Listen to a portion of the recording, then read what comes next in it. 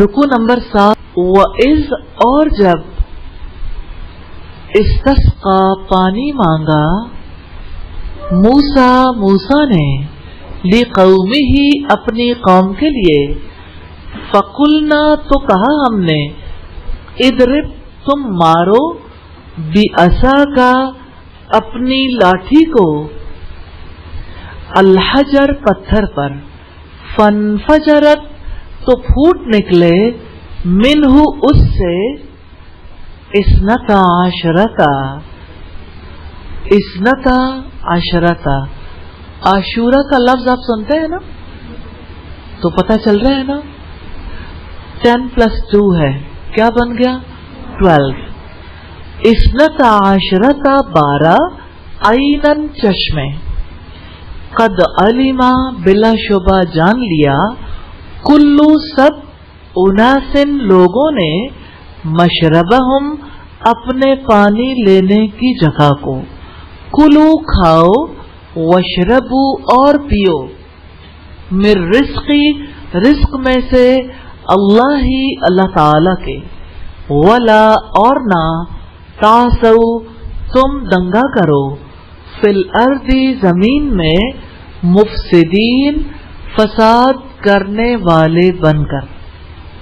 وَإِذْ اور جب قل تم کہا تم نے یا موسیٰ اے موسیٰ لن ہرگز نہیں نصبرا ہم صبر کریں گے علی اوپر طعامن کھانے کے واحد ایک فدو لہذا دعا کرو لنا ہمارے لیے ربک اپنے رب سے یخرج وہ نکالے لنا ہمارے لیے مما اس میں سے جو تنبتو اگاتی ہے الارض زمین من بقلہا اپنی سبزیوں میں سے وقصائہا اور اپنی ترکاریوں میں سے وفومہا اور اپنی گندم وعدسہا اور اپنے مسور وبصلہا اور اپنے پیاز. قال اس نے کہا کیا تستبدلون تم بدلے میں طلب کرتے ہو الذی جو ہوا وہ ادنا کم تر ہے بالذی بدلے اس کے جو ہوا وہ خیرن بہتر ہے. اہبتو تم اتر جاؤ مصرن کسی شہر میں فإنا تو یقیناً لکم تمہارے لیے ہوگا ما جو کچھ سألتم مانگا تم نے وضربت اور مسلط کر دی گئی علیہم ان پر الذلت ذلت والمسکنت اور محتاجی وباؤ اور وہ لوٹے بغضب غضب کے ساتھ من اللہ تعالی کا ذالک یہ بأنہم اس وجہ سے کہ وہ کانو یکفرون وہ کفر کرتے تھے بآیاتی آیات کے ساتھ اللہ تعالی کی ویقتلون اور وہ قتل کرتے تھے النبیین نبیوں کو بغیر الحق ناحق ذالک یہ بما اس وجہ سے جو عصوا انہوں نے نافرمانی کی وکانوا یعتدون اور وہ حدود سے گزر جاتے تھے. الفاظ کی وضاحت ہے استسقا پانی مانگا الف سین تا طلب کے مفہوم میں آتا ہے مانگا. استسقا پانی مانگا سین قاف یا اس کا روٹ ہے سقا. مشک بھرنے والے اور پانی پلانے والے کو کہا جاتا ہے جیسے ساقی شراب پلانے والے کے لیے آتا ہے. اضرب تم مارو زواد را با اس کا روٹ ہے بی عصا کا اپنی لاٹھی کو با کو کا اپنی اور باقی کیا رہ گیا عصا اپنی لاٹھی کو. الحجر پتھر پر ہا جیم را سے ہے حجر اسود سے اسے یاد کر لیں. آپ کی زبان میں استعمال ہوتا ہے شجر و حجر. فن فجرت تو پھوٹ نکلے فا جیم را اس کا روٹ ہے فجر.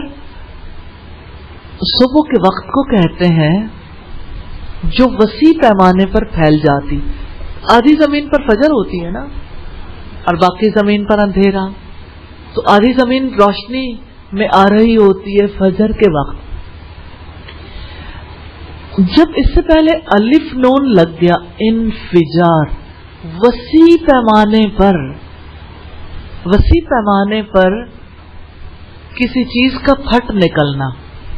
ٹھیک, جیسے آتش فشاں پھٹتا ہے تو اس کو کہتے ہیں آتش فشانی انفجار, یعنی آتش فشاں کا پھٹ نکلنا.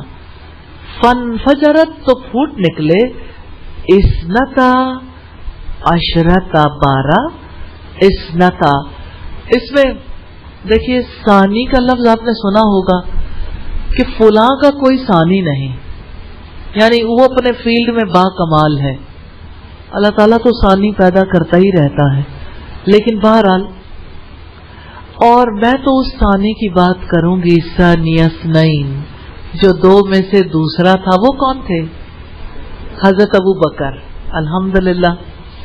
اسنتا یہ دو کے لیے آیا, عشرتا 10 عین شین را سے 2 اور 10 ملے تو 12 ہو گئے. عینن چشمہ, عین یا نون, یہ جو آپ کی آنکھ ہے نا یہ بصارت کا چشمہ ہے, اس کو بھی عین کہتے ہیں. اناسن لوگوں نے, حمزہ نون سین اس کا روٹ ہے. مشربہم اپنے پانی لینے کی جگہ کو, شین را با اس کا روٹ ہے. وشربو اور پیو, شین را با اس کا روٹ ہے. اور یہ آپ جانتے ہیں کیونکہ آپ پہلے پڑھ چکے فعل امر کو. الحمدللہ. لا تاسو نہ تم دنگا کرو, عین سا یا اس کا روٹ ہے. لن نصبرا ہرگز نہیں ہم صبر کریں گے. سواد با را اس کا روٹ ہے. طعامن کھانے کے, تو عین میم اس کا روٹ ہے. واحدن ایک, واو ہا دال سے ہے. فدو لہذا دعا کرو. فا کا مطلب پس, تو, پھر, لہذا. اور ادو یہ جو ہے بیسیکلی ادو ہے اور اس کا مطلب ہے دعا کرو. دال عین واو. یخرج وہ نکالے, خارا جیم سے ہے. تنبتو وہ اگاتی ہے, نون با تا سے ہے. نباتات ہماری زبان میں استعمال ہوتا ہے. مم بقلیہا اپنی سبزیوں میں سے. با قاف لام اس کا روٹ ہے. وقصائہا اور اپنی ترکاریوں میں سے. قاف سا حمزہ اس کا روٹ ہے. وفومہا اور اپنی گندم میں سے. فا واو میم اس کا روٹ ہے. وعدسہا اور اپنے مسور میں سے. عین دال سین اس کا روٹ ہے. وبصلیہا اور اپنے پیاز. با سواد لام. یہ ورڈ ہمارے یہاں اب یوز ہوتا ہے اور پہلے بھی یوز ہوتا تھا. جیسے پنجابی میں کچھ ایسی یعنی لہجے بھی ہیں پنجابی کے جہاں پیاز کو بصل کہتے ہیں, بصل. اور یعنی اس کو سمجھنا مشکل نہیں ہے. تھوڑی تھوڑی چیزیں اگر آپ اس کو کہیں نہ کہیں ریلیٹ کر لیں تو یاد ہو جاتی ہیں. اتستبدلون کیا تم بدلے میں طلب کرتے ہو. با دال لام اس کا روٹ ہے. آ حل, یہ سب یعنی یہ حروف آتے ہیں سوال کرنے کے لیے. حل میں مزید, کیا کچھ اور ہے. اتستبدلون کیا کے لیے آتا ہے؟ اتستبدلون، کیا تم بدلے میں طلب کرتے ہو؟ با دال لام اس کا روٹ ہے، ادنا کمتر، دال نون واؤ اس کا روٹ ہے. کیا آپ جانتے ہیں دنیا بھی اسی روٹ سے ہے، قریب بھی ہے اور کمتر بھی. اہبتو تم اتر جاؤ، ہا با تو اس کا روٹ ہے اور یہ ہم پہلے پڑھ چکے. مصرن کسی شہر میں، اس سے مراد مصر نہیں ہے، جارج سیل ہے جنہوں نے انگلش ٹرانسلیشن کیا اور انہوں نے اسے ایجپٹ بنا دیا. مصر سے مراد کوئی شہر ہے. میم سواد را سے ہے. سأل تم مانگا تم نے، سین حمزہ لام سے ہے. وضربت سأل ایک صورت ہے جس کے شروع میں آتا ہے سأل سائل، سوال کیا ہے سوال کرنے والے نے، مانگنے والے نے مانگا بھی تو مانگا، بعذاب واقع، واقع ہونے والا عذاب مانگا ہے. سأل تم مانگا تم نے، ضربت مسلط کی گئی، ماری گئی، مسلط کی گئی. زواد را با سے ہے. تا ساکن ہے. تا فیملی کو ایک دفعہ پھر دوہرا لیں. کتنی بہنیں ہیں یہ تا؟ 4 بہنیں ہیں. 4 اور بہنیں تھیں جن کو مدینہ میں اخوات المومنات کہا جاتا تھا. کیا آپ ان 4 بہنوں کو جانتے؟ اخوات المومنات، 4 مومن بہنیں. آپ میں سے کون جانتا ہے، کون کون جانتا ہے اخوات المومنات کو؟ نہیں جانتے؟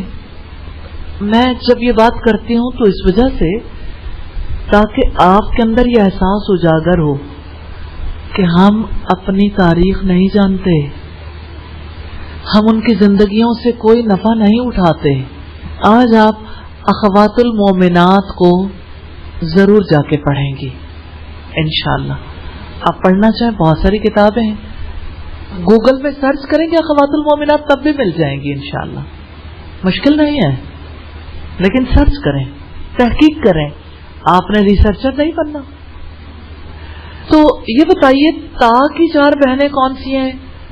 ایک بہن کے اوپر زبر ہے، ایک کے نیچے زیر ہے، ایک کے اوپر پیش ہے اور یہ بیچاری ساکن ہے، ہلتی ہی نہیں. ضربت اور مسلط کر دی گئی. الذلت ذلت، زال لام لام اس کا روٹ ہے. والمسکنۃ اور محتاجی، سین کاف نون سے ہے. وباؤ اور وہ لوٹے، با واؤ حمزہ اس کا روٹ ہے. مسکنت ہماری زبان میں استعمال ہوتا ہے نا. مسکین کون ہے؟ مسکین بھی اسی روٹ سے ہے اور اسی طرح سے بہت سارے اور ورڈز بھی آتے ہیں. مسکنت محتاجی کو کہتے ہیں. بغضب غضب کے ساتھ، غین زواد با اس کا روٹ ہے.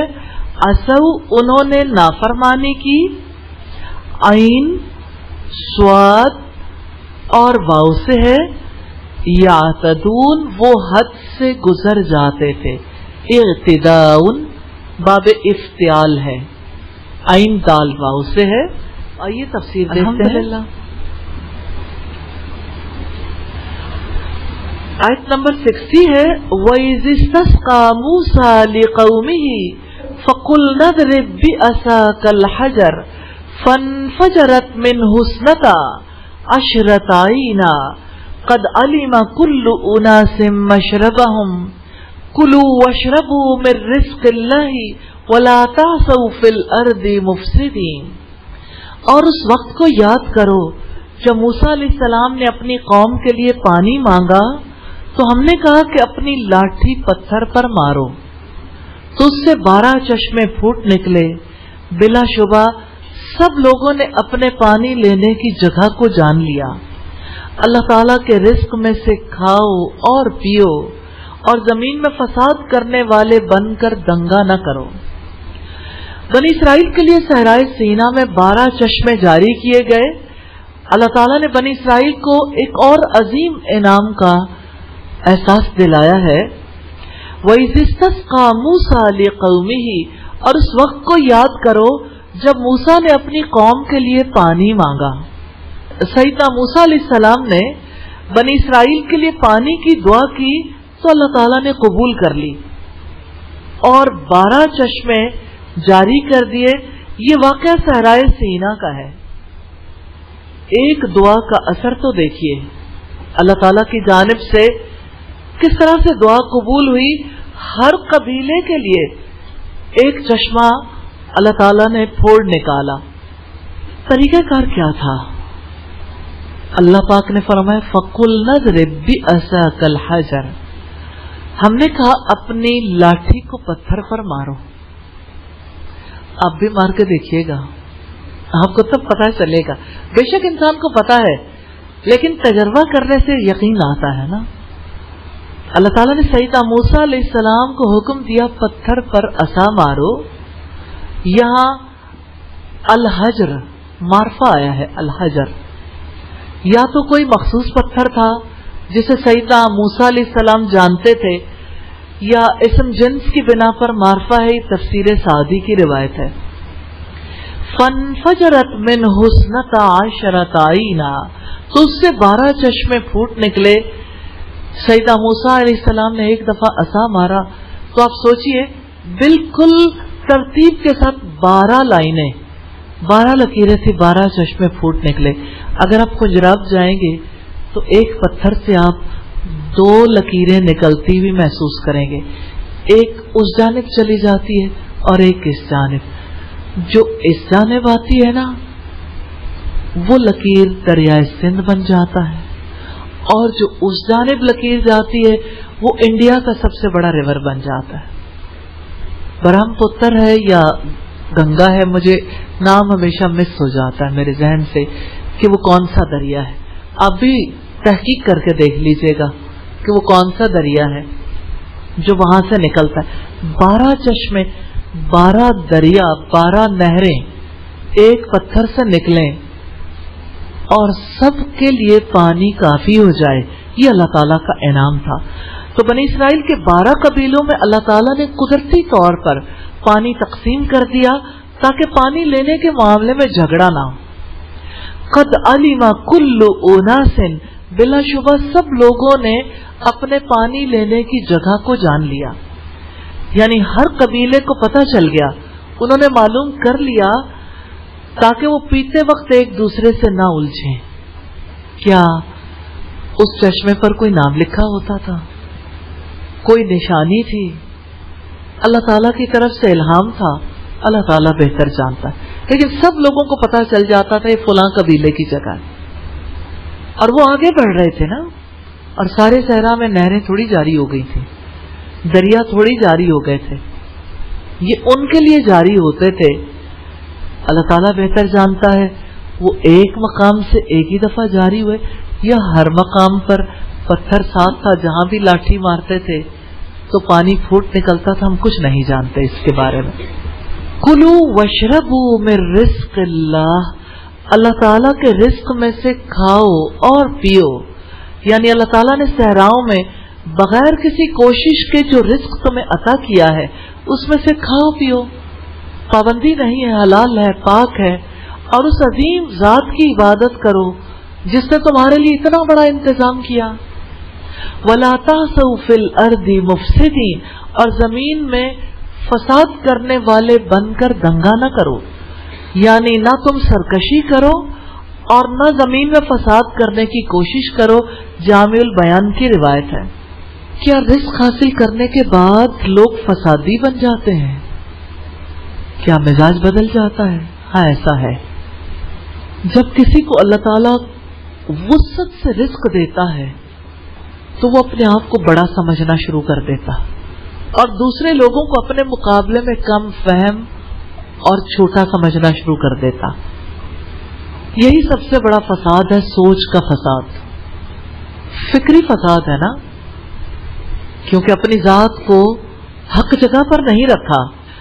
سوال یہ پیدا ہوتا ہے رزق حاصل کرنے کے بعد فسادی بننے سے کیسے بچا جا سکتا ہے؟ رزق کو اللہ تعالیٰ کی عطا سمجھ کر شکر ادا کر کے فسادی بننے سے بچا جا سکتا ہے. رزق کو اللہ تعالیٰ کا حق تسلیم کر کے صدقہ کر کے فسادی بننے سے بچا جا سکتا ہے۔ رزق کے بارے میں اللہ تعالیٰ کے احکامات پر عمل کر کے اللہ تعالیٰ کی مرضی کے مطابق خرچ کر کے فسادی بننے سے بچا جا سکتا ہے۔ یہاں یہ بھی دیکھنے کی ضرورت ہے کہ رزق ملنے کے بعد انسان کیسے فساد کرنے والا بن جاتا ہے۔ انسان اپنے آپ کو دوسروں سے بڑا سمجھتا ہے، تکبر میں مبتلا ہوتا ہے، ناشکرا بن جاتا ہے، اور رزق کو اللہ کی عطا نہیں اپنی قابلیت کا نتیجہ سمجھتا ہے، اور مال کو اپنی مرضی کے مطابق خرچ کرتا ہے۔ جہاں خرچ کرنے کے مواقع ہوں وہاں بخیلی اختیار کرنے سے انسان فساد کرنے والا بن جاتا ہے۔ جہاں خرچ کرنے سے لوگوں میں واہ واہ ہوتی ہو وہاں خرچ کرنے سے انسان فساد کرنے والا بن جاتا ہے۔ ہمارے ہاں لوگ شادیوں میں بے دریغ خرچ کرتے ہیں، اور جب اللہ تعالیٰ کے لیے خرچ کرنے لگے تو انہیں یاد آتا ہے پتہ نہیں ٹھیک خرچ ہوگا کہ نہیں۔ گویا سب سے زیادہ عقل آپ ہی کے پاس ہے کہ آپ کو پتہ ہے کہ میں اپنی ذات کی بڑائی کے لیے خرچ کروں گا تو یہی سب سے بڑی دانائی ہے۔ تو اس سے کتنا بڑا فساد پیدا ہوتا ہے، کتنے لوگوں کو نظر لگتی ہے کہ پھر جانور ہی نہیں ہو پاتے، کتنے لوگ ہیں جو کسی کے وسعت رزق کی وجہ سے فتنے میں مبتلا ہو جاتے ہیں، حسد میں، اور پھر حسد جو لوگ نہیں بھی کرتے تو غم میں مبتلا ہو جاتے ہیں، اللہ تعالیٰ سے شکوے کرنے لگتے ہیں۔ کتنے لوگ ہیں جن کی فیملیوں میں ایک طرف بہت امیر لوگ ہیں، ایک طرف بہت غریب لوگ ہیں، تو ایسے لوگوں کے دلوں کو جو تکلیف پہنچتی ہے رزق کے بے دریغ خرچ کرنے کی وجہ سے، اس تکلیف کی وجہ کون بنتا ہے؟ جو سوچ سمجھ کے خرچ نہیں کرتا، جو اپنے غریب رشتہ داروں کا دھیان نہیں رکھتا، ورنہ اگر وہ ان پر بھی خرچ کرے تو دعائیں ملیں ان کا لحاظ رکھنے سے بھی۔ پھر فرمایا اگلی آیت ہے، آیت نمبر 61 ہے، وَإِذْ قُلْتُمْ يَا مُوسَى لَن نَّصْبِرَ عَلَىٰ طَعَامٍ وَاحِدٍ فَادْعُ لَنَا رَبَّكَ يُخْرِجْ لَنَا مِمَّا تُنبِتُ الْأَرْضُ مِن بَقْلِهَا وَقِثَّائِهَا وَفُومِهَا وَعَدَسِهَا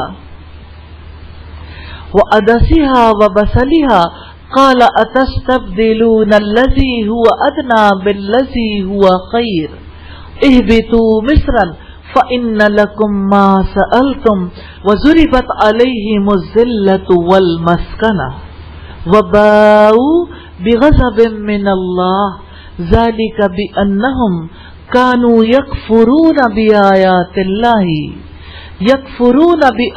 اللَّهِ وَيَقْتُلُونَ النَّبِيِّينَ بِغَيْرِ الْحَقِّ ذَلِكَ بِمَا عَصَوْا وَكَانُوا يَعْتَدُونَ۔ اور جب تم نے کہا اے موسیٰ ہم ایک ہی کھانے پر ہرگز صبر نہیں کریں گے، لہذا اپنے رب سے دعا کرو کہ وہ ہمارے لیے اس میں سے وہ چیزیں نکالے جو زمین اگاتی ہے، اپنی سبزیوں میں سے، اور اپنی ترکاریاں، اور اپنی گندم، اور اپنے مسور، اور اپنے پیاز۔ موسیٰ نے کہا کیا تم ایک بہتر چیز کے بدلے میں کمتر چیز طلب کرتے ہو؟ کسی شہر میں اتر جاؤ تو یقیناً جو کچھ تم نے مانگا ہے وہ تمہارے لیے ہوگا، اور ان پر ذلت اور محتاجی مسلط کر دی گئی، اور وہ اللہ تعالیٰ کے غضب کے ساتھ لوٹے۔ یہ اس وجہ سے ہوا کہ وہ اللہ تعالیٰ کی آیات کے ساتھ کفر کرتے تھے، اور اللہ تعالیٰ کے نبیوں کو ناحق قتل کرتے تھے۔ یہ اس وجہ سے جو انہوں نے نافرمانی کی اور وہ حدود سے گزر جاتے تھے۔ یہودیوں نے ناشکری کی اور منو سلوہ کی بجائے ناقص کھانے کا مطالبہ کر دیا۔ بنی اسرائیل کو یاد دلایا ہے وہ وقت یاد کرو جب تم نے اپنے رب کی نعمتوں سے اکتاتے ہوئے انہیں حقیر سمجھتے ہوئے کہا تھا ہم ہرگز ایک کھانے پر صبر نہیں کر سکتے، میں نے تم پر منو سلوا نازل کیا جو خوشگوار غذا تھی، جو پاک غذا تھی، بغیر کسی مشقت کے ملتی تھی، مگر تم نے ناشکری کی، اس کھانے کی قدر ہی نہ کی، اور سیدنا موسیٰ علیہ السلام سے اس کی نسبت ناقص کھانے، سبزیوں، ترکاریوں وغیرہ کا مطالبہ کر دیا۔ منو سلوا کھا کھا کے بنی اسرائیل اکتا گئے تھے، صحرائی زندگی سے طبیعت بیزار ہو گئی، تو انہوں نے سیدنا موسیٰ علیہ السلام سے کہا ہم ایک ہی طرح کی طرز معیشت پر قناعت نہیں کر سکتے، اللہ تعالیٰ سے دعا کیجئے ہمیں پھر گندم ملے، ہم خود زراعت کریں گے، اللہ تعالیٰ ہمارے کھیتوں میں برکت دے۔ یہ شوق تنوع تھا۔ آپ جانتے ہیں انسان کی طبیعت تبدیلی چاہتی ہے، آپ کے گھر میں بھی ایک کھانا اگر زیادہ دن کے لیے کھانا پڑ جائے، زیادہ دن کیا دوسرے ٹائم پہ بھی لوگ کہتے ہیں پھر وہی، اور ظاہر ہے کہ صحرا میں تھے تو سب لوگ یہ سمجھتے تھے کہ ٹھیک ہے کھانا اچھا ہے لیکن اچھا کھانا آخر کب تک کھائیں گے، زمین کی پیداوار کھائیں گے۔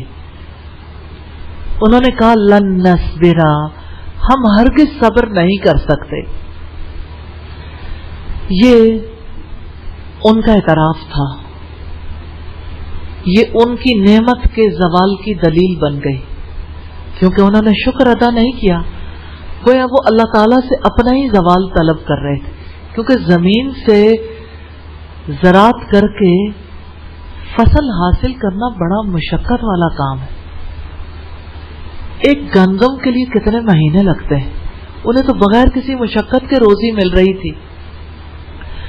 فَادْعُ لَنَا رَبَّكَ يُخْرِجْ لَنَا مِمَّا تُنبِتُ الْأَرْضُ مِن بَقْلِهَا وَقِثَّائِهَا وَفُومِهَا وَعَدَسِهَا وَبَصَلِهَا، لہذا اپنے رب سے دعا کرو کہ وہ ہمارے لیے اس میں سے وہ چیزیں نکالے جو زمین اگاتی ہے، اپنی سبزیوں میں سے، اور اپنی ترکاریاں، اور اپنی گندم، اور اپنے مسور، اور اپنے پیاز۔ بنی اسرائیل نے سیدنا موسیٰ علیہ السلام سے کہا اپنے رب سے دعا کرو ہمارے لیے وہ چیزیں نکالے جو ہم پہچانتے ہیں، عام چیزیں ہم چاہتے ہیں۔ بنی اسرائیل کو اللہ تعالیٰ نے قدرتی غذائیں دی تھیں تاکہ وہ فارغ رہیں اور اللہ تعالیٰ کا کام کریں، اس کے احکامات پورے کرنے میں مصروف ہو جائیں، لیکن انہوں نے ضرورت پوری ہونے پر قناعت نہیں کی، لذتوں کی تلاش میں مصروف ہو گئے۔ یہ رویہ ان کی بے حس اور عیش پرستانہ ذہنیت کی عکاسی کرتا ہے۔ قال اتستبدلون الذی هو ادنی، موسیٰ علیہ السلام نے کہا کیا تم ایک بہتر چیز کے بدلے میں کمتر چیز طلب کرتے ہو، ادنا چیزیں لینا چاہتے ہو؟ بالذی ہوا خیر، ایک بہتر چیز کے بدلے میں، اس سے مراد منو سلوا ہے۔ اللہ تعالیٰ نے ان سے سوال کیا کیا تم کھانے کی عمدہ اور نفع مند چیزوں کی بجائے ردی چیزوں کو ترجیح دیتے ہو؟ یعنی جس کے لیے محنت زیادہ ہے اور اس کے باڈی پر جو اثرات ہیں وہ اس غذا کے مقابلے میں کم ہے، اتنی قوت تمہیں نہیں ملتی۔ اہبطوا مصرا فإن لکم ما سألتم، کسی شہر میں اتر جاؤ تو یقیناً جو کچھ تم نے مانگا ہے وہ تمہارے لیے ہوگا، یعنی تمہاری مطلوبہ چیزیں جہاں بھی تم جاؤ ہر شہر میں بآسانی مل سکتی ہیں، اس کے لیے خاص دعا کرنے کی ضرورت نہیں۔ مصر سے یہاں مراد ملک مصر نہیں بلکہ کوئی بھی شہر ہے۔ بنی اسرائیل کا یہ سوال سرکشی، بغاوت اور اللہ کی نعمت کو ٹھکرانے پر مبنی تھا، اور اس کی انہیں کوئی ضرورت نہیں تھی، اس لیے انہیں اس کا کوئی جواب نہیں دیا گیا، اللہ تعالیٰ بہتر جانتا ہے۔ لیکن بنی اسرائیل کی ناشکری کا نتیجہ سامنے آیا۔ رب العزت نے وضاحت فرمائی وَضُرِبَتْ عَلَيْهِمُ الذِّلَّةُ وَالْمَسْكَنَةُ، اور ان پر ذلت اور محتاجی مسلط کر دی گئی، ناشکری کے نتیجے میں بدحال ہو گئے، مٹی کے کام کر کر کے مٹی ہو گئے، اللہ کے غضب میں گھر گئے، قانون شرعی کے لحاظ سے ان پر ذلت ڈال دی گئی، اور یہ بتا دیا گیا اب قیامت تک ان سے ذلت اور محتاجی دور نہیں ہو سکتی۔ اللہ تعالیٰ نے یہودیوں کو ذلیل کیا، ان کی ریاست چھین لی اور مسلمانوں نے ان پر جزیہ لگایا. یہ خود بھی اپنے آپ کو ذلیل سمجھتے رہے. آج بھی نہ ان کے پاس حکومت ہے، نہ قوت، نہ تخت و تاج. اگرچہ اسرائیل میں وہ آباد ہیں، بظاہر ان کی حکومت بھی ہے، لیکن اپنے بلبوتے پر نہیں جیتے. آج بھی انہیں بڑی قوتوں کا ساتھ چاہیے. ان پر اس دور میں اس قدر ذلت چھائی کہ مشرکوں نے بھی ان سے جزیہ لیا. وَبَاءُوا بِغَضَبٍ مِّنَ اللَّهِ، اور وہ اللہ کے غضب کے ساتھ لوٹے. یعنی غضب تو ان کی گردن کا طوق بن گیا. ہر جگہ جہاں جاتے ہیں اللہ کا غضب ساتھ لے جاتے ہیں، کیونکہ انہوں نے حق کی پیروی کرنے سے انکار کیا تھا. ان کا سودا کتنا ہی برا تھا. ذَلِكَ بِأَنَّهُمْ كَانُوا يَكْفُرُونَ بِآيَاتِ اللَّهِ، یہ اس وجہ سے ہوا کہ وہ اللہ تعالیٰ کی آیات کے ساتھ کفر کرتے تھے.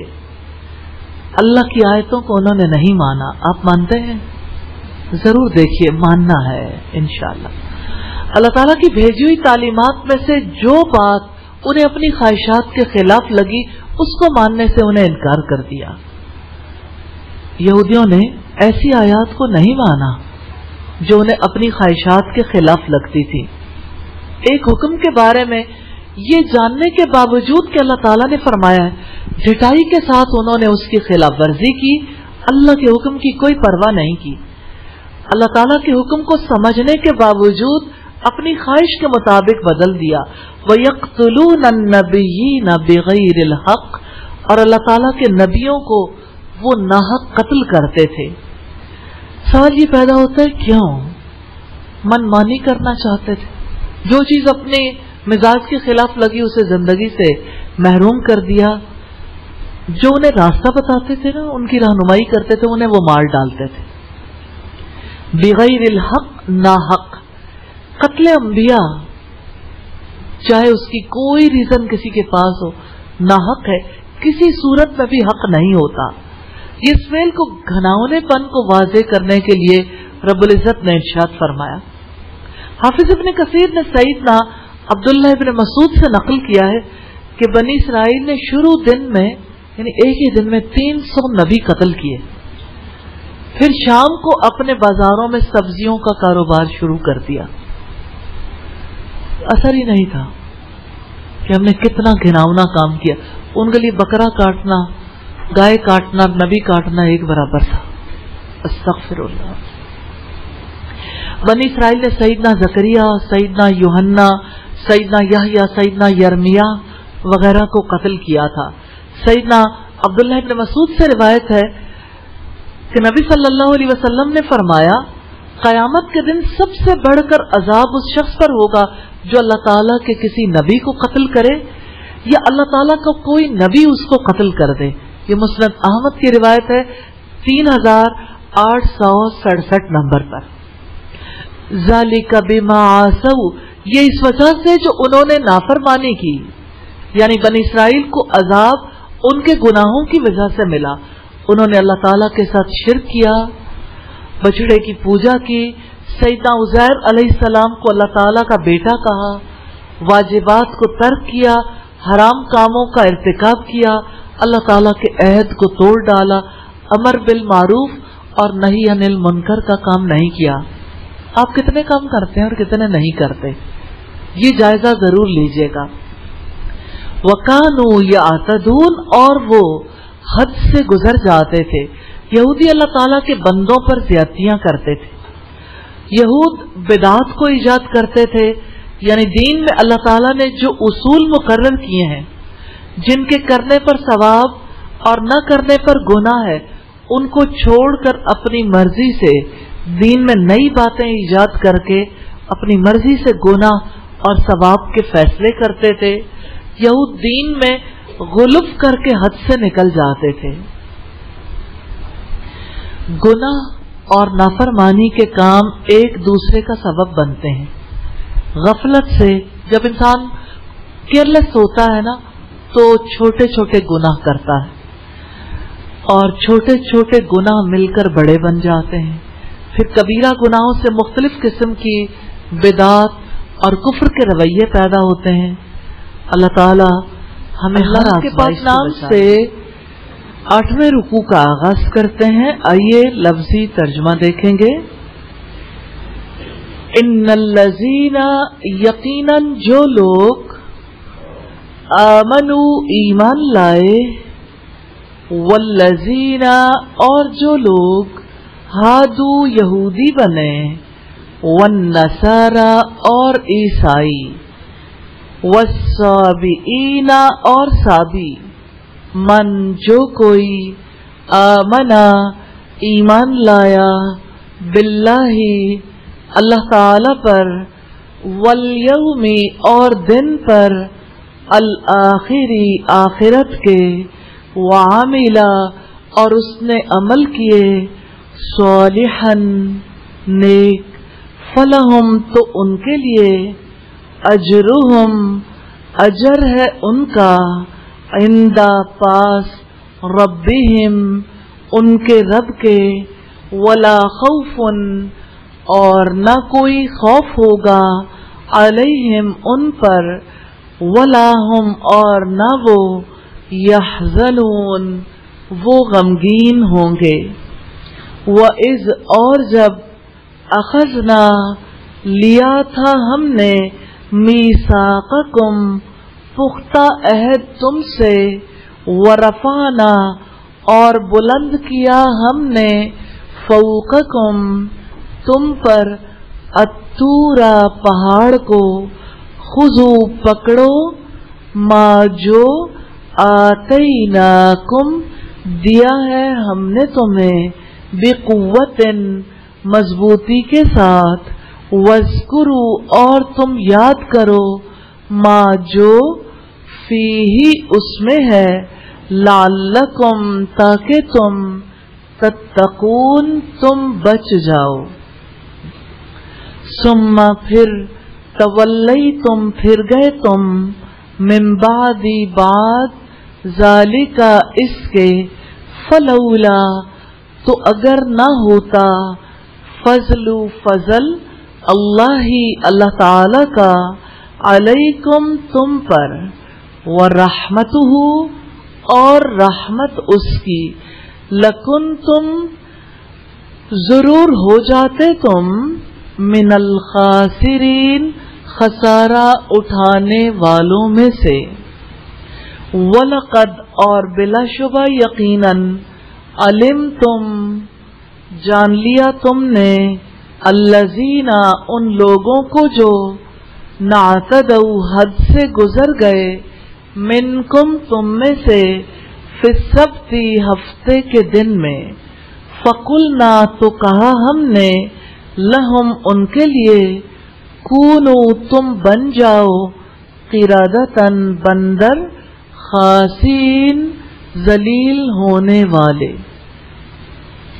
فجعلناہا تو بنا دیا ہم نے ان کو، نکالن عبرت، لما ان کے لیے جو، بین یدیہا اس کے سامنے تھے، یعنی اس دور کے، وما اور جو، خلفہا اس کے پیچھے تھے، یعنی بعد میں آنے والے. وموعظۃ اور نصیحت، للمتقین متقیوں کے لیے، اللہ تعالی سے ڈرنے والوں کے لیے. وَإِذْ اور جب، قال کہا،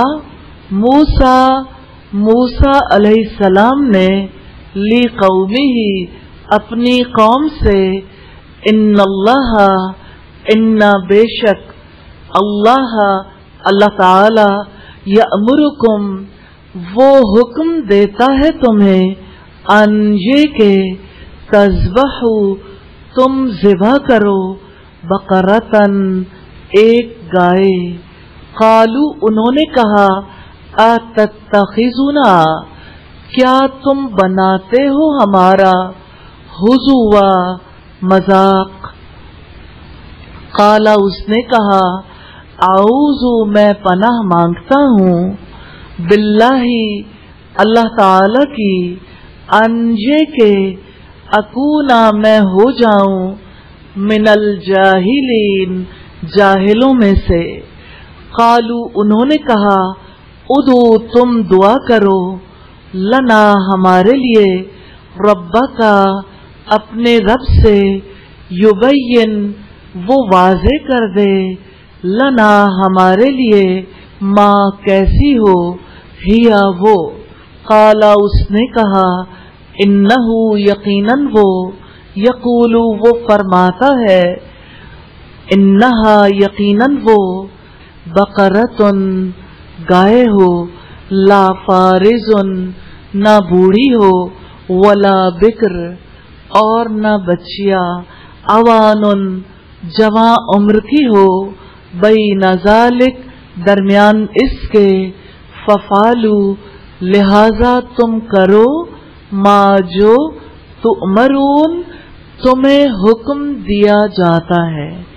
قالو انہوں نے کہا ادو تم دعا کرو لنا ہمارے لیے ربکا اپنے رب سے یبین وہ واضح کر دے لنا ہمارے لیے ما کیسا لونہا رنگ ہو اس کا.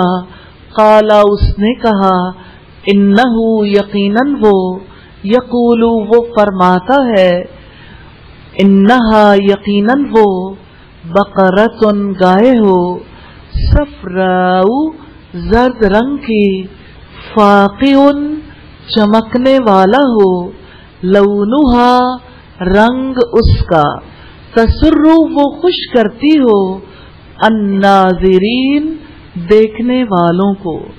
قالو انہوں نے کہا ادو دعا کرو لنا ہمارے لیے ربکا اپنے رب سے یبین وہ واضح کر دے لنا ہمارے لیے ما کیسی ہو ہیا وہ انا بے شک البقرہ گائے تشابہ مشتبہ ہو گئی علینا ہم پر وَإِنَّا اور یقیناً ہم انشاء اگر چاہا اللہ تعالی نے لمہتدون ہم ضرور مقصد تک پہنچنے والے ہوں گے.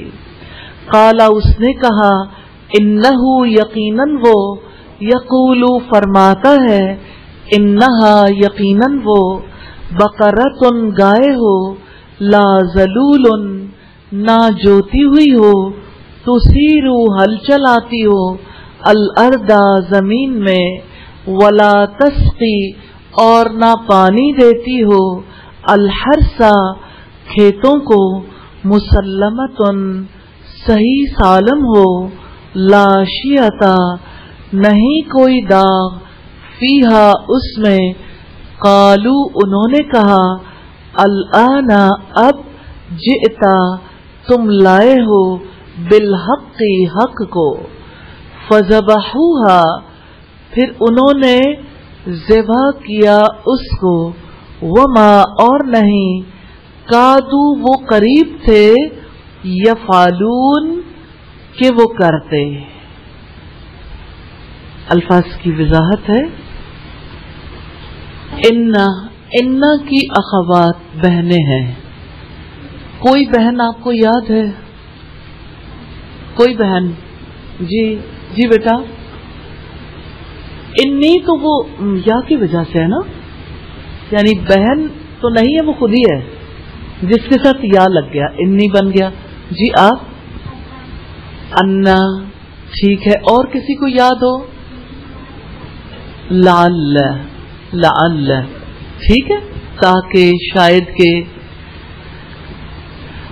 ہادو جو یہودی بنے، ہا واو دال اس کا روٹ ہے. والنصارى اور عیسائی نون سواد را سے ہے. اگرچہ اس کی ہمیں ضرورت نہیں ہے، حروف تو ہم تب دیکھتے ہیں جنہوں نے بدل جانا ہو، لیکن پھر بھی لفظوں کے اندر کیا چھپا ہوا ہے جب آپ تلاش کر لیتے ہو تو اس کی وجہ سے آپ کے لیے سمجھنا آسان ہو جاتا ہے. الصابئین صابی سواد با الف اس کا روٹ ہے. صالحن نیک سواد لام ہا سے ہے. ورفانا اور بلند کیا ہم نے، رفعنا رفع عین سے ہے. یہاں ایک اور ورڈ ہم پیچھے دیکھیں گے. آپ نے دیکھا وَعَمِلَ صَالِحًا، عَمِلَ عین میم لام سے ہے، اس نے کام کیا، صالحً نیک. ٹھیک ہے.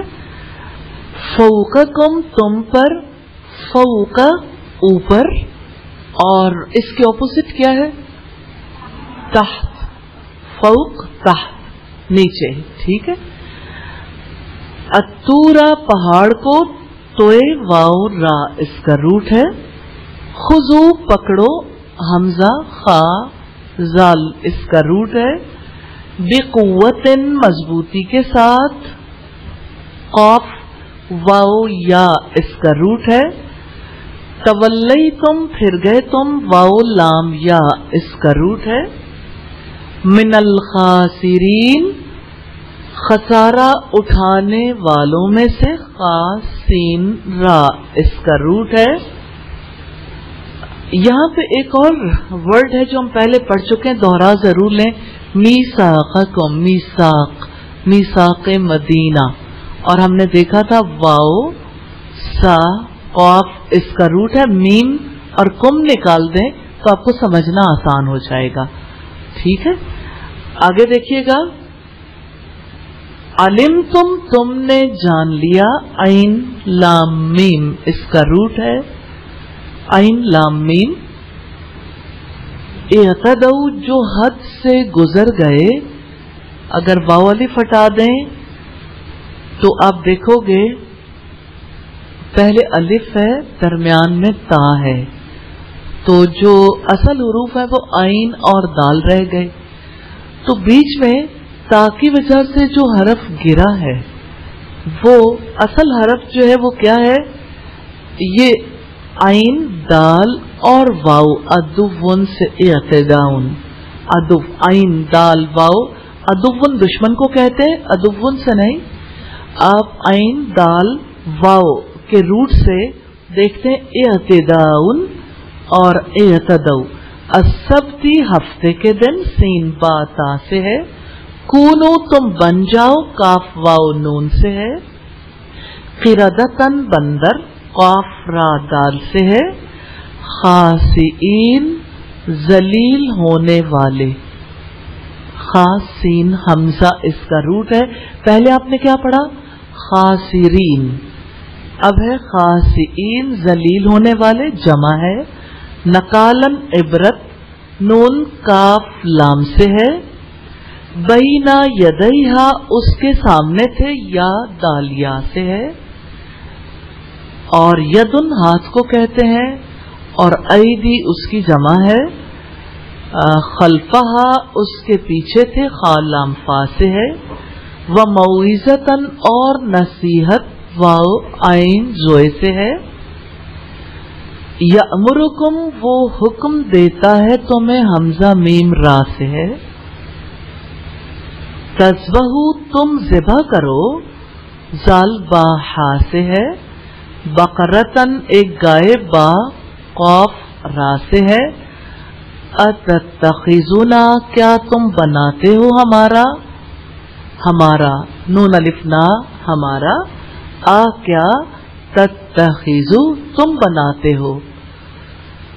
یہ اتخاذ مصدر سے ہے، باب افتعال ہے. اصل اس کے حروف ہیں حمزہ خا زال. حضواً مذاق، ہا زا حمزہ اس کا روٹ ہے. اعوذ میں پناہ مانگتا ہوں، عین واو زال سے ہے. اکونا میں ہو جاؤں، کاف واو نون سے. من الجاہلین جاہلوں میں سے، جیم ہا لام سے ہے. یبین وہ واضح کر دے، با یا نون سے ہے. فارضن بوڑھی، فا را زواد سے. بکرن بچیا، با کاف را سے ہے. عوان جواں عمر ہے، عین واو نون سے ہے. عوان درمیانی عمر کی. ففالو لہذا تم کرو، فا عین لام سے ہے، تؤمرون تمہیں حکم دیا جاتا ہے، حمزہ میم را سے ہے، لونہا رنگ اس کا، لام واو نون سے ہے، صفراؤ زرد رنگ کی، صاد فا را اس کا روٹ ہے، فاقعن چمکنے والا ہو، فا قاف عین سے ہے، فاقعن فاعلن کے وزن پر ہے، تسرو وہ خوش کرتی ہو، آپ کی زبان میں آتا ہے سرور خوشی کے لیے، اور سین را را اس کا روٹ ہے، الناظرین دیکھنے والوں کو، نون زوئے را اس کا روٹ ہے، تشابہ مشتبہ ہو گئی، شین با ہاں سے ہے، مل جل گئی مشتبہ ہو گئی، ذلول جوتی ہوئی ہو، زال لام لام سے ہے، تثیرو ہل چلاتی ہو، سا یا را سے ہے، تسقی پانی دیتی ہو، سین قاف یا سے ہے، الحرث کھیتوں کو، حارا سا سے ہے، مسلمتن صحیح سالم ہو، سین لام میم سے ہے، شیعتا کوئی داغ، واو شین یا سے ہے، شیعتا کوئی داغ، جئتا تم لائے ہو، جیم یا حمزہ سے، جاء اسی سے آتا ہے، فذبحوہا پھر انہوں نے ذبح کیا اس کو، زال با ہا سے ہے، کادو وہ قریب تھے، کاف واو دال سے ہے، یفعلون وہ کرتے، فا عین لام سے ہے۔ آیت نمبر 62 ہے جو رکوع نمبر 8 کی پہلی آیت ہے۔ ان الذین آمنوا والذین ہادوا والنصارى والصابئین من آمن باللہ والیوم الآخر وعمل صالحا فلہم اجرہم عند ربہم ولا خوف علیہم ولا ہم یحزنون۔ یقیناً جو لوگ ایمان لائے اور جو یہودی ہوئے اور عیسائی اور صابی، جو کوئی اللہ تعالی اور آخرت کے دن پر ایمان لایا اور اس نے نیک کام کیے، ان کا اجر ان کے رب کے پاس ہے، اور ان کے لیے نہ کوئی خوف ہوگا اور نہ وہ غمگین ہوں گے۔ اللہ تعالی کے نزدیک کامیابی کا اصول کیا ہے؟ اس آیت میں کامیابی کے اصول کی وضاحت کی گئی ہے۔ رب العزت نے یہاں واضح کیا ہے کوئی گروہ محض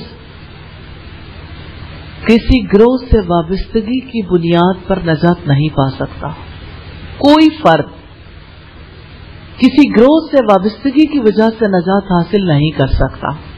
جیسے کوئی سیدنا موسیٰ علیہ السلام سے اپنی وابستگی کا اظہار کرتا ہے اور اپنے آپ کو یہودی کہتا ہے، کوئی سیدنا عیسیٰ علیہ السلام سے اپنی وابستگی کا اظہار کرتا ہے اور اپنے آپ کو عیسائی کہتا ہے، کوئی اپنے آپ کو صابی کہتا ہے، یعنی جنہیں بے دین کہا جاتا تھا، اور کوئی اپنے آپ کو ایمان والا کہتا ہے۔ سوچئے پہلی بات جو آئی ان الذین آمنوا، یقیناً جو لوگ ایمان لائے، یعنی وہ دائرہ اسلام میں تو آ چکے ہیں، ان کی نسبت ایمان والوں سے بن چکی ہے، یہودی یہودیوں میں شامل ہو چکے، عیسائی عیسائیوں میں اور صابی صابیوں میں، لیکن نجات نہیں مل سکتی۔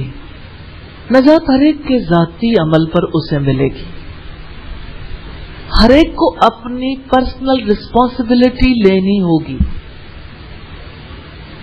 ہر ایک اکاؤنٹیبل ہے، ہر ایک سے اس کے اعمال کی جواب دہی ہوگی۔ اس سے فرق نہیں پڑتا کون کس گروہ سے تعلق رکھتا ہے، اللہ تعالیٰ کی جانب سے جو مطالبہ کسی دور میں کسی سے کیا جائے اس مطالبے کو پورا کرنا لازم ہے۔ اگر کوئی اس مطالبے کو پورا نہیں کرتا، اگر کوئی اس میں سے کچھ چیزیں تسلیم کرتا ہے اور کچھ تسلیم نہیں کرتا تو اس کی نجات ممکن نہیں ہے. اللہ پاک نے ارشاد فرمایا یا ایھا الذین آمنوا ادخلوا فی السلم کافہ، اے ایمان والو اسلام میں پورے کے پورے داخل ہو جاؤ. پورا داخلہ چاہیے، ادھورا نہیں. کبھی ایسا ہوتا ہے کہ آپ کوئی ڈگری کرنا چاہتے ہیں اور اس ڈگری کے لیے دل میں خواہش رکھیں اور کبھی کبھی جانا شروع کرتے ہیں. کبھی کوئی سینسیبل ادارہ یوں ہی چلتے پھرتے کسی آنے والے کو ڈگری دے دے گا کہ کوئی کبھی کبھی آ جاتا ہے، چلو کبھی تو آیا. ہر ڈگری کی اپنی ریکوائرمنٹ ہے، اس کے لیے ایڈمیشن بھی ہوگا، اس کے لیے ڈگری کے تقاضوں کو پورا بھی کرنا ہوگا، اس کے لیے اگر کوئی پریکٹیکل اسائنمنٹ ہے تو اس اسائنمنٹ کو بھی پورا کرنا ہوگا، اگر رولز ریگولیشنز ہیں تو ان کو بھی پورا کرنا ہوگا. تو جو شخص اسلام میں داخل ہوتا ہے اس کو بھی اسلام کے تقاضوں کو پورا کرنا ہوگا. اور اسلام آنے کے بعد نبی صلی اللہ علیہ وسلم کی آمد کے بعد اب یہودی، عیسائی، صابی سب سے مطالبہ ہے وہ ایمان لے آئیں اللہ تعالی پر، یوم آخرت پر.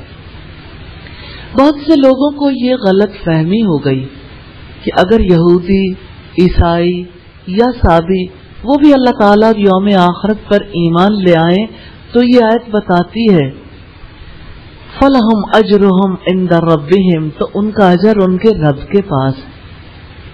بات یہ ہے کہ اللہ تعالیٰ پر ایمان لانے کا لازمی تقاضا ہے کہ اس کے سارے فرشتوں پر ایمان رکھا جائے. یہودی بنی اسرائیل حضرت جبرائیل علیہ السلام کو نہیں مانتے تھے. وہ کہتے تھے کہ یہ ہم پر عذاب لانے والا فرشتہ ہے. آگے انشاءاللہ تھوڑے ہی دنوں میں آپ اسے دیکھو گے ان کے اقوال کو. اسی طرح سے یہودی حضرت عیسیٰ علیہ السلام اور محمد صلی اللہ علیہ وسلم کو نہیں مانتے تھے.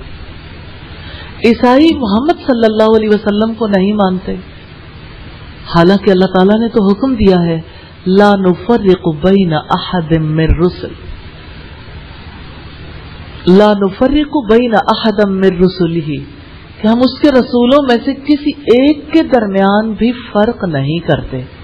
کسی کے درمیان فرق کرنا ایمان نہیں ہے. ایمان تو پورا چاہیے. دیکھیے جب سورج نکلتا ہے تو ایسا تھوڑی ہوتا ہے کہ جہاں سورج نکل آئے اور بادل بھی نہیں ہے تو آدھا سورج جو ہے وہ روشن ہو اور آدھا سورج روشن نہ ہو. یہ عمومی حالات میں سے نہیں ہے. جب سورج نکلتا ہے تو پوری آب و تاب سے نکلتا ہے.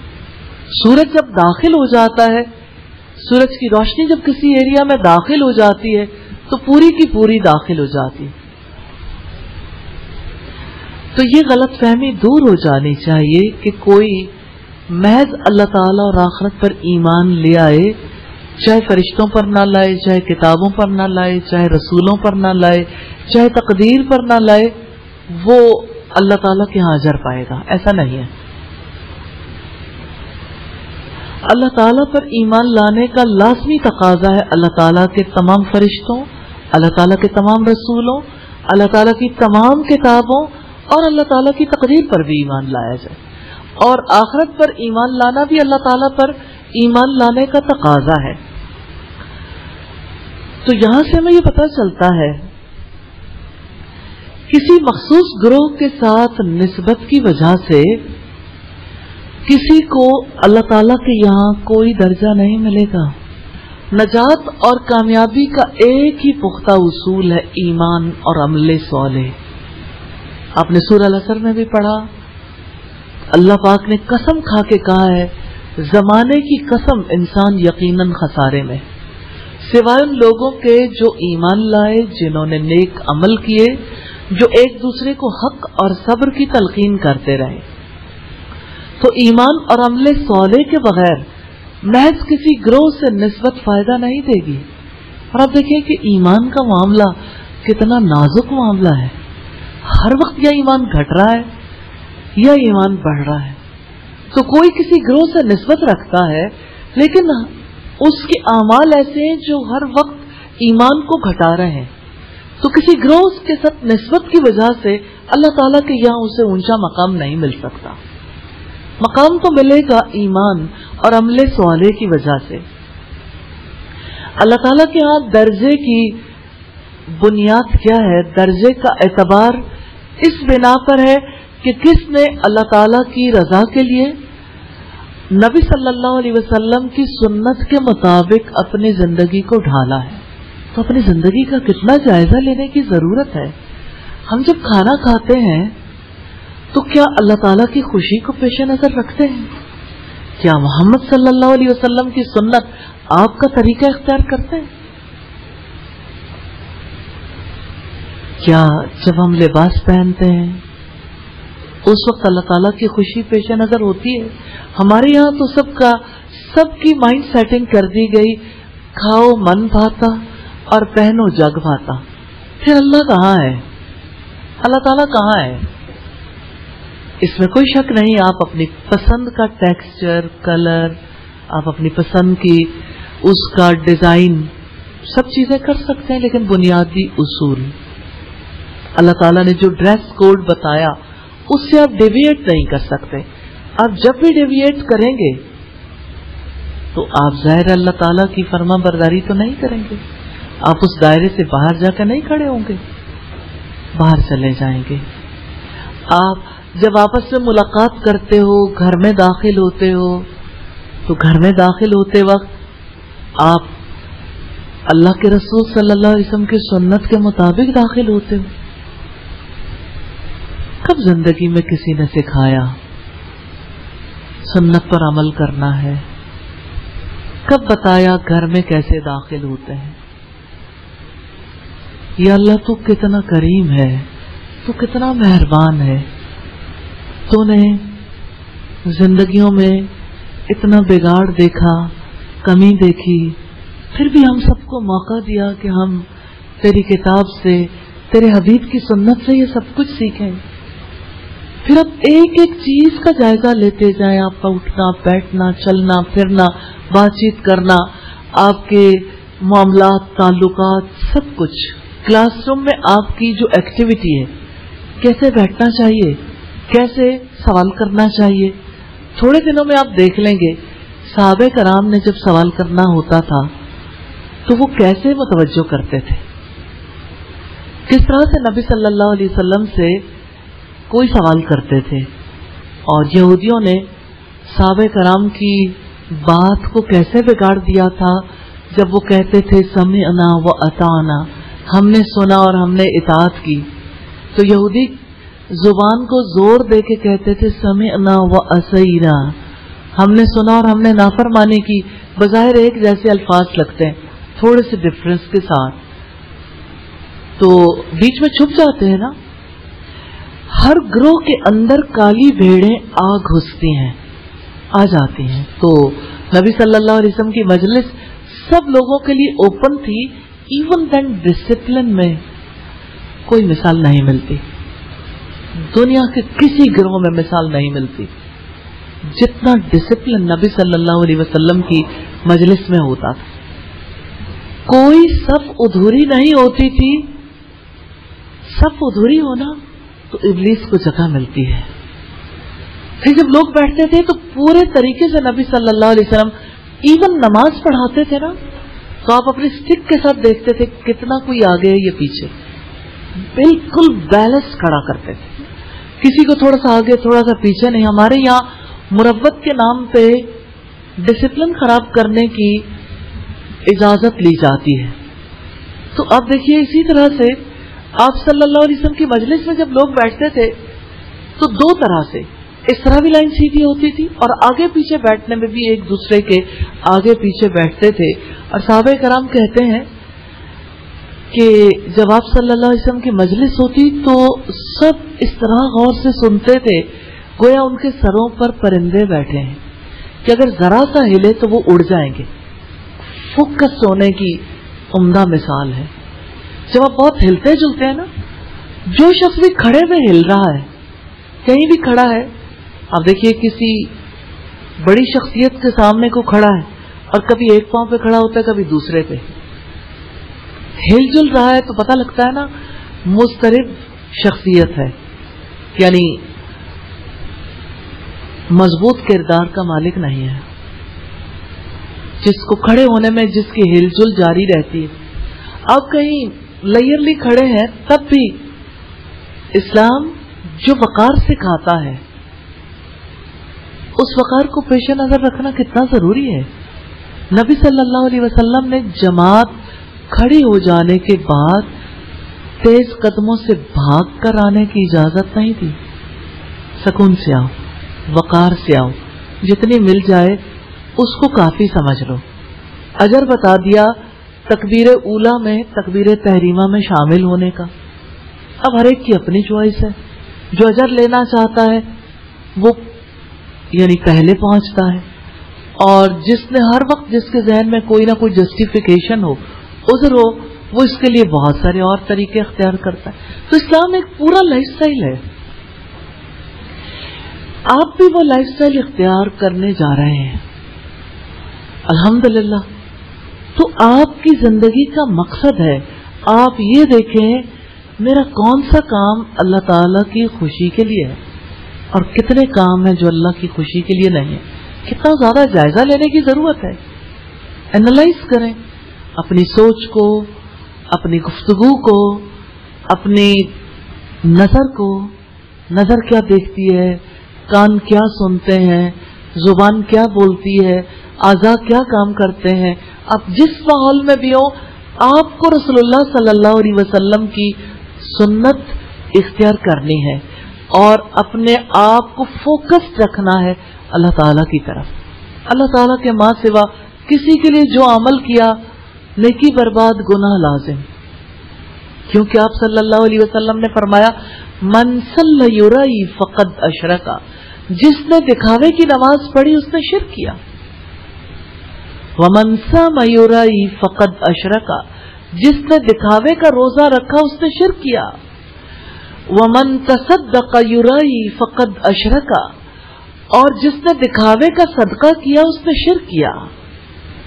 الایمان هو القول والعمل, ایمان قول بھی ہے اور عمل بھی.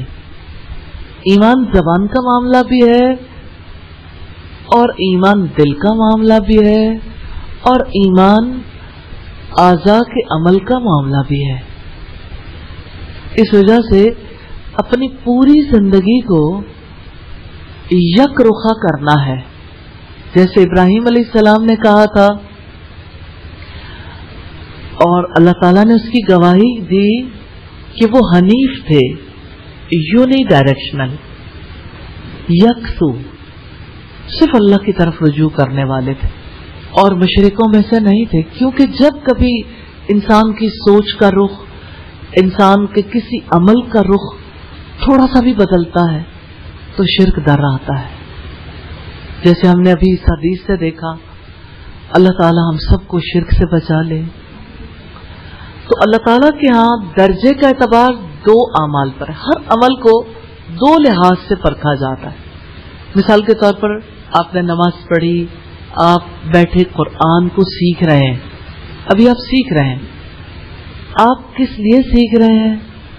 آپ کا مقصد ہوگا یقیناً, لیکن اللہ تعالیٰ نے اس عمل پر اجر دینا ہے کہ آپ نے اللہ تعالیٰ کو خوش کرنا کہاں تک پیش نظر رکھا. اگر آپ اللہ تعالیٰ کو خوش کرنے کے لیے, اس کی رضا کے لیے علم حاصل کر رہے ہیں تو اجر ہے. پھر نبی صلی اللہ علیہ وسلم کا طریقہ اختیار کرنا ضروری ہے. دو شرائط ہیں عمل کی قبولیت, ہر عمل صالح کی قبولیت کی دو شرائط. سادہ ہر جگہ یہ منطبق ہوتی ہیں. تو اللہ تعالیٰ نے یہ بیان کیا ہے کہ پچھلی امتوں میں سے جن لوگوں نے ایمان، عمل صالح، نیکی اور اطاعت کا راستہ اختیار کیا انہیں بہت اچھا صلہ ملے گا اور قیامت تک یہی اصول پیش نظر رہے گا.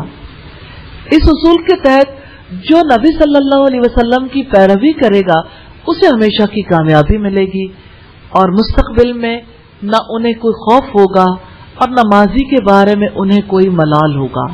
یہ المصباح المنیر کی روایت ہے. تو یہ دیکھتے ہیں رب العزت نے فرمایا ان الذین آمنوا، یقیناً جو لوگ ایمان لائے. اس سے مراد مسلمان ہے جو ایک اللہ تعالی کے، اس کے رسول پر پورے شعور کے ساتھ دل سے ایمان لائے. اللہ تعالی پر، اس کے رسول پر سچے دل کے ساتھ ایمان لانے والے مومن ہیں اور نبی صلی اللہ علیہ وسلم کی اتباع کریں.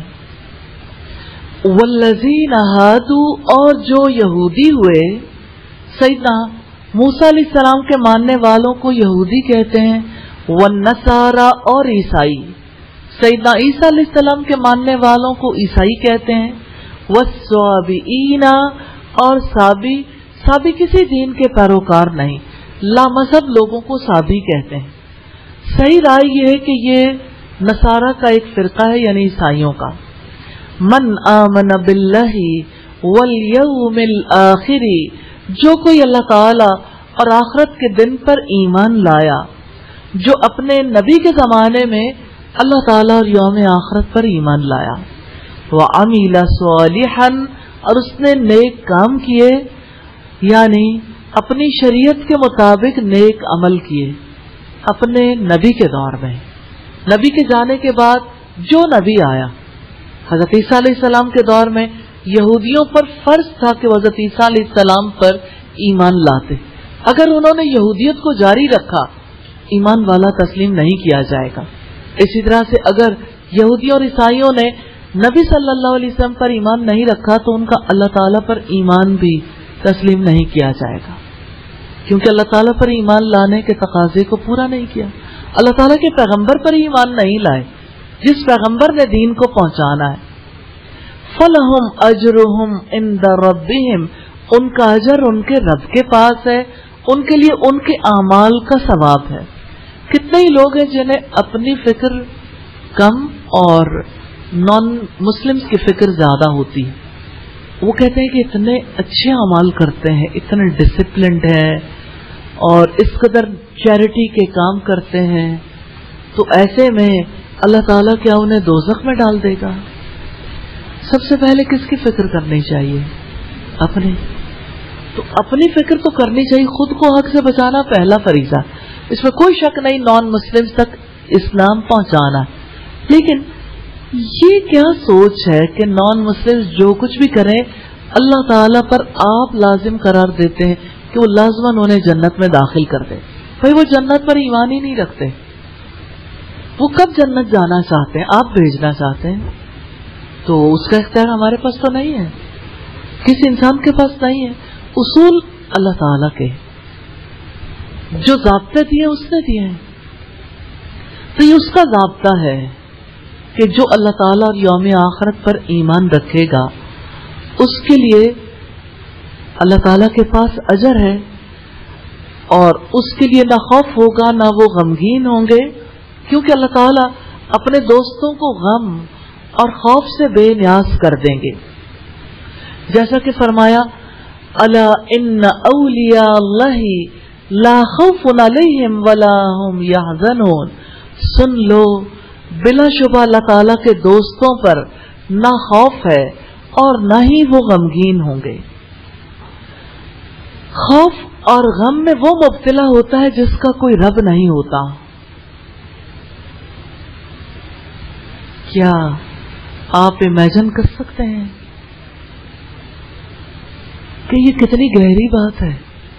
اگر کوئی رب پر ایمان رکھتا ہے اور اس کے دل کے اندر رب سے زیادہ اوروں کا خوف ہے تو وہ مومن کیسے ہے؟ اگر وہ رب پر ایمان رکھتا ہے تو اس کا کیا حق ہے کہ وہ غم زدہ ہو؟ غم تو زندگی کی حقیقت ہے، لیکن انا للہ و انا الیہ راجعون کہنے والے ہینڈ اوور کرتے ہیں نا اپنے آپ کو کہ ہم اللہ تعالیٰ کے ہیں، رب والے ہیں، اور ہم اس کی طرف لوٹ کے جانے والے ہیں، ہمارا یقین ہے.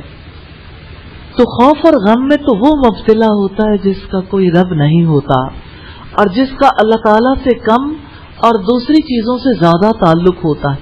کیا ہم سب کے لیے لازم نہیں کہ اپنے تعلقات کا جائزہ لیں، جھانکیں کہ ہم اللہ تعالیٰ سے زیادہ تعلق رکھتے ہیں یا اپنے بچوں سے؟ شوہر سے زیادہ تعلق ہے یا اللہ تعالیٰ سے؟ ماں باپ سے زیادہ تعلق ہے یا اللہ تعالیٰ سے؟ تمام ادیان اللہ تعالیٰ کے خوف، اللہ تعالیٰ کی محبت، اللہ تعالیٰ سے امید باندھنا، اللہ تعالیٰ پر توکل کرنا سکھاتے رہے. حضرت موسیٰ علیہ السلام نے سکھایا، حضرت عیسیٰ علیہ السلام نے، اس سے پہلے انبیاء نے، محمد صلی اللہ علیہ وسلم نے، سبھی نے سکھایا. جب اسلام آیا تو پہلے دین منسوخ ہو گئے.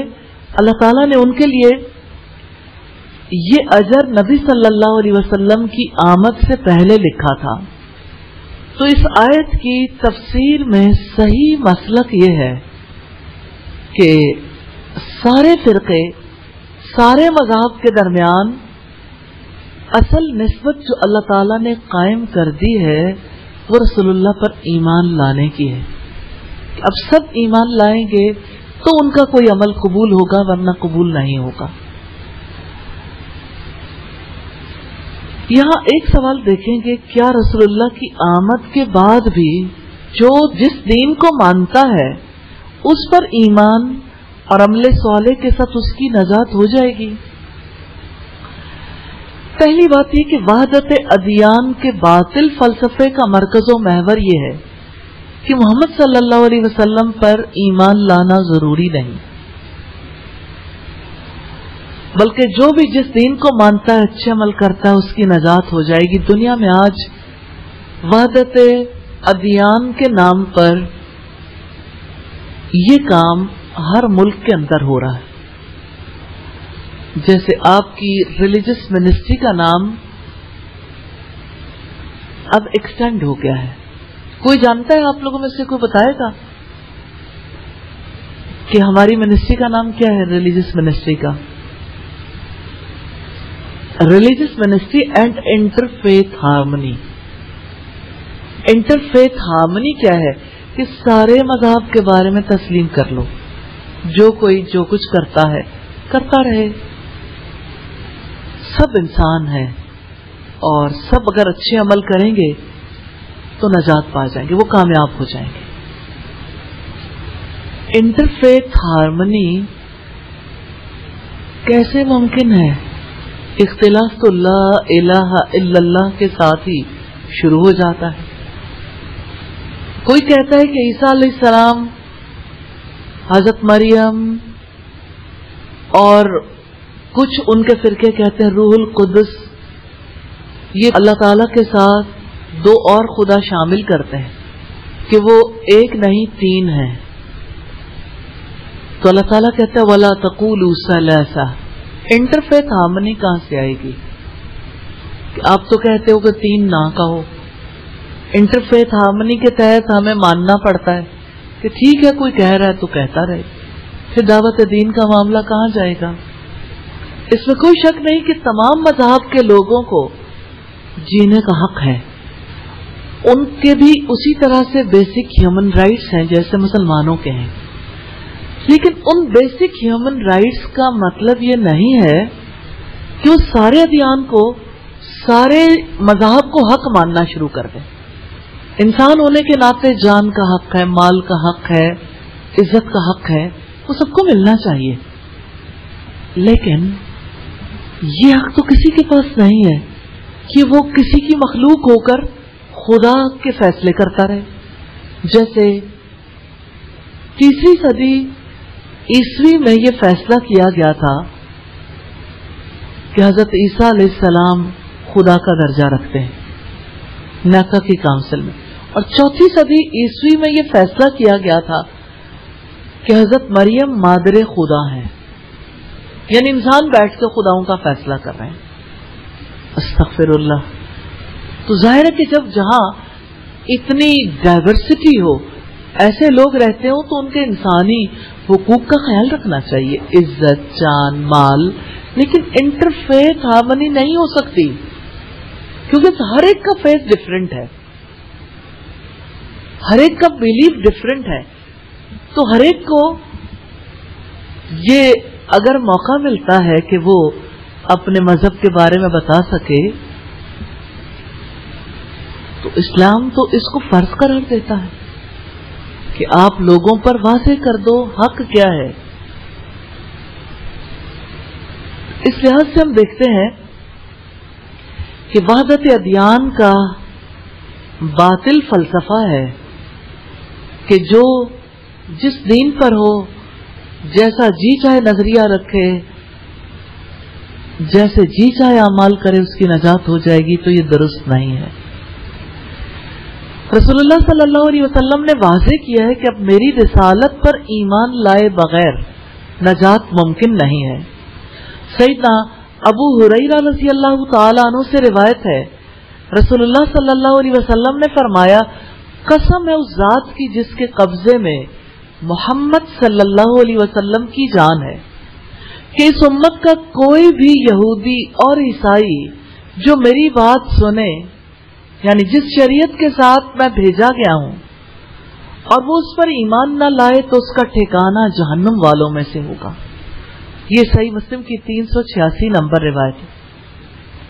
سید عباس بن عبد المطلب سے روایت ہے کہ انہوں نے رسول اللہ صلی اللہ علیہ وسلم کو یہ فرماتے ہوئے سنا کہ جس شخص نے اللہ تعالیٰ کے رب ہونے پر، اسلام کے دین ہونے پر اور محمد صلی اللہ علیہ وسلم کے رسول ہونے پر اپنی رضا کا دل سے اعلان کیا، اس نے ایمان کا مزہ چکھ لیا.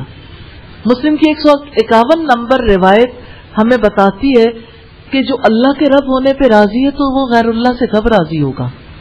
جو اسلام کے دین ہونے پہ راضی ہے اسے کیوں آپ کسی اور دین پہ راضی کر رہے ہیں؟ جو محمد صلی اللہ علیہ وسلم کے نبی ہونے پہ راضی ہے اسے دیگر ادیان کی بڑی شخصیات پہ کیوں راضی کر رہے ہیں؟ کتنی سچی بات ہے. قبر میں سوال بھی یہی ہوگا، یہی 3 سوال ہوں گے، قبر میں اترتے ہی کیے جائیں گے.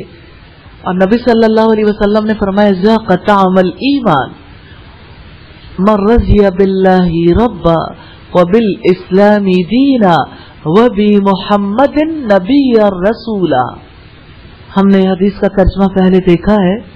تو سیدنا عبادہ ابن صامت سے روایت ہے کہ رسول اللہ صلی اللہ علیہ وسلم نے ارشاد فرمایا کہ جو اس بات کا قائل ہو جائے کہ اللہ تعالیٰ کے سوا کوئی معبود نہیں اور محمد صلی اللہ علیہ وسلم اس کے بندے اور رسول ہیں، اور سیدنا عیسیٰ علیہ السلام اللہ تعالیٰ کے بندے اور اس کی بندی سیدہ مریم کے بیٹے اور کلمت اللہ ہے، جو اس نے سیدہ مریم کی طرف القاء کیا تھا، اور روح اللہ ہے، اور یہ کہ جنت حق ہے اور دوزخ حق ہے، تو وہ جنت کے 8 دروازوں میں سے جس دروازے سے چاہے جنت میں داخل ہو جائے. مسلم کی 140 نمبر روایت.